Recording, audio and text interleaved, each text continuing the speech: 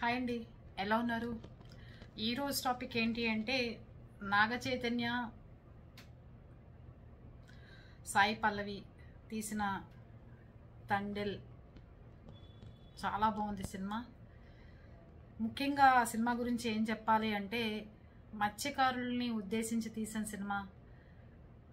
Item songs లేకుండా, ఎక్కడ faction లేకుండా, ఎక్కడ అతిగా చూపించడాలు హీరోయిన్స్ లేకుండా గొప్ప సినిమాని ప్రజలకు అందిస్తే కుటుంబ సమేతంగా చూడదగ్గ సినిమా అని చెప్తా నేనైతే.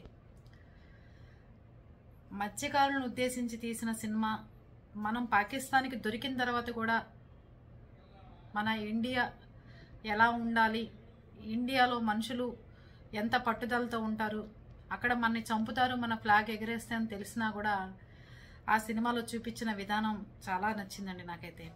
ఇలాంటి దేశం కోసం సినిమాలు తీసినప్పుడే మనలో కూడా ఆ పౌరుషం అది కనిపిస్తూ ఉంటుంది.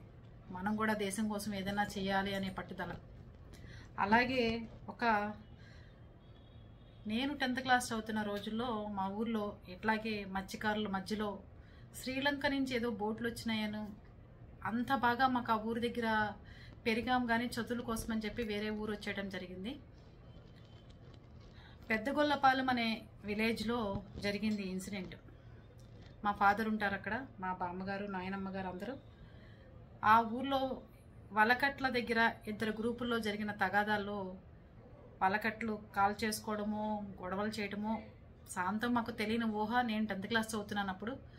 ఆ టైంలో కొంతమంది గ్రూపులు మా ఫాదర్ దగ్గర, ఊరు పెద్ద మనిషి కాబట్టి మా ఫాదర్ దగ్గరికి రావటం జరిగింది.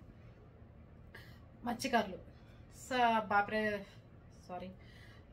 మా నాన్నగారి దగ్గరికి వచ్చి, సార్ మాకు ఏదైనా హెల్ప్ చేసి పెట్టండి అయ్యగారు, ఇలా మాకు 2 గ్రూపుల మధ్యన గొడవలు అవుతున్నాయి, ఏదైనా మాకు దారి లేదు, పోలీసులకు అక్కడ అరెస్ట్ చేస్తున్నారు, వలకట్ల తగాదాల్లో చాలామంది బోట్లు తగలపెట్టుకున్నారు, ఏదో జరిగింది, అప్పుడు బాగా యుద్ధాలు జరిగినాయి, మా ఊరంతా పోలీసులు ముట్టడిస్తే ఒక గ్రూపుకి ఒక 100 మందికో 70 మందికో మా నాన్నగారు వాళ్ళ వెంట ఉండి వీళ్ళని ఎలా సరే పోలీస్ స్టేషన్లో పెట్టించకుండా కోర్టుకి అప్పచెప్దాము, అప్పుడైతే వీళ్ళు వైపు నుంచి ఏం తప్పు లేదు కదా అని చెప్పి ఎవరైతే మత్స్యకారులు ఉన్నారో మేముంటున్న ఊరు తీసుకొచ్చి మాకు మా నాన్నగారు వాళ్ళని, మా పిల్లలు ఉంటారు బలాని చోట, వాళ్ళు మిమ్మల్ని కోర్టుకు తీసుకెళ్తారు అంటే వాళ్ళని తీసుకొచ్చి మాకు అప్పచెప్పడం జరిగింది. ఆ మత్స్యకారులని 80 మందో 100 మందో ఉన్నారు ఆ రోజు. నేను 10th క్లాస్ చదువుతున్నాను. వీళ్ళందరినీ తీసుకుని, మా లాయర్ని తీసుకుని డైరెక్ట్ కోర్టు దగ్గరికి ఎవరికి కనిపించకుండా వెళ్ళటం చాలా ఆ రోజు పెద్ద సాహసమే అని చెప్పుకోవాలి. ఎందుకు అంటే ఆడపిల్లలుగా మేమెవరో ప్రజలకు తెలియదు, కానీ ఇలా ఇంతమంది మత్స్యకారులను తీసుకుని డైరెక్ట్ కోర్టుకి తీసుకెళ్ళటం, పోలీసులు ఎక్కడికక్కడ వీళ్ళు దొరుకుతారేమో, పోలీస్ స్టేషన్ దగ్గర కోర్టుకి వెళ్లకుండా వీళ్ళని అరెస్ట్ చేద్దాం మత్స్యకారులను అని చెప్పి ప్రయత్నాలు జరగటం చాలా జరిగాయి ఆ రోజుల్లో. గొడవలు, పెద్ద పెద్ద గొడవలు. ఆ మత్స్యకారులందరినీ తీసుకుని, మా లాయర్ని తీసుకుని డైరెక్ట్ కోర్టుకు తీసుకెళ్ళి వాళ్ళని అప్పచెప్పడం జరిగింది. ఈ సినిమా చూసిన తర్వాత, నాగ చైతన్య సినిమా చూసిన తర్వాత ఆ మత్స్యకారులు మా ఊర్లో పడ్డ గొడవలు, మత్స్యకారులు మా ఊర్లో ఇబ్బందులు అన్నీ గుర్తుకొచ్చి ఆ సినిమా నాకు చాలా మంచిగా పాత రోజులన్నీ గుర్తుకు చేసినాయి అని చెప్పుకోవాలనిపించింది నాకు మీతో. ముఖ్యంగా అండి పాప నిజంగానే వాళ్ళు పడవల్లో అనే రోజులు వెళ్ళి, ఫ్యామిలీలకు దూరంగా వెళ్ళి, ఆ రోజుల్లో 40 ఏళ్ల క్రితం 30 ఏళ్ల క్రితం అంటే చిన్నగా రోజుకు ఒక 50 రూపాయలు 100 రూపాయలు ఫ్యామిలీ గడవడానికి సరిపోయేవి. అంత దూరం వెళ్ళి ఫ్యామిలీని వదిలేసి, పిల్లల్ని వదిలేసి, బోట్లో తుఫాన్ అయినా ఏమైనా పాపం రాకుండా చాలా ఇబ్బంది పడ్డవాళ్ళు. మేము కళ్ళారా వాళ్ళని చూస్తూ మేము పెరిగాం కాబట్టి ఈ సినిమా మాకు అంత ఇదనిపించింది అనమాట.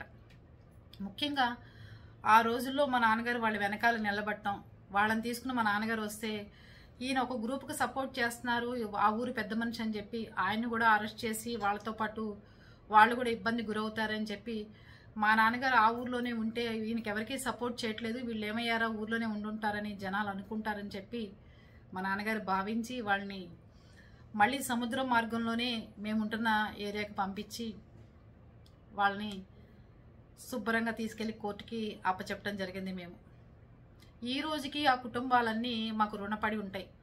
మేము ఏ ఇబ్బందుల్లో ఉన్నా, ఏదన్నా అవసరమైనా ఆ కుటుంబాలు మా వెనకాల వచ్చి నిలబడతాయి. మత్స్యకారుల కుటుంబాలు ఎప్పటికైనా ఎదుటివాడి హెల్ప్ మనకి ఎప్పటికప్పుడు మన వెనకాల వస్తుంది అని చెప్పడానికే ఈ నీతి. సినిమాలో కూడా చూసారా నాగ చైతన్య, నా పెళ్ళి ఎలా అయిపోయినా ఎలాగైనా అదే ఆగుతుంది, దేవుడే చూసుకుంటాడు, నా స్నేహితుడిని ఇక్కడి నుంచి తీసుకునే నేను వెళ్తాను అన్నాడే కానీ, అరే నువ్వు నేను 10 రోజుల్లో నా పెళ్ళి ఆపుకుని వచ్చి నేను 4 రోజుల్లో మళ్ళీ నేను తీసుకెళ్తాను ఎవరికన్నా చెప్పి అనలేదు. ఆ సినిమాలో నీతి కూడా అది నేర్చుకోవాలి ఎవరైనా. మన ఇంట్లో కష్టమో మన ఫ్యామిలీలో కష్టమో కంటే ఎదుటివాడి కష్టాన్ని నీ కష్టంగానే ఎప్పుడు అనుకుంటావో అప్పుడు అంతా మంచి జరుగుతుందని నా ఉద్దేశం. మరి మీ ఉద్దేశం ఏంటో మీరు కూడా తెలియచేయండి. ఓకేనా? మీకు కూడా సినిమా నచ్చిందా? నచ్చితే మీరు కూడా కామెంట్ చేయండి. మంచి విలువలతో కూడుకున్న సినిమా అని చెప్తాను నేనైతే. హీరోయిన్స్కి డ్యాన్సులు, ఎక్స్పోజింగ్ ఇల్లు, ఐటెం సాంగులు, హాయిగా ప్రశాంతంగా ఉంది. అవునా కదా?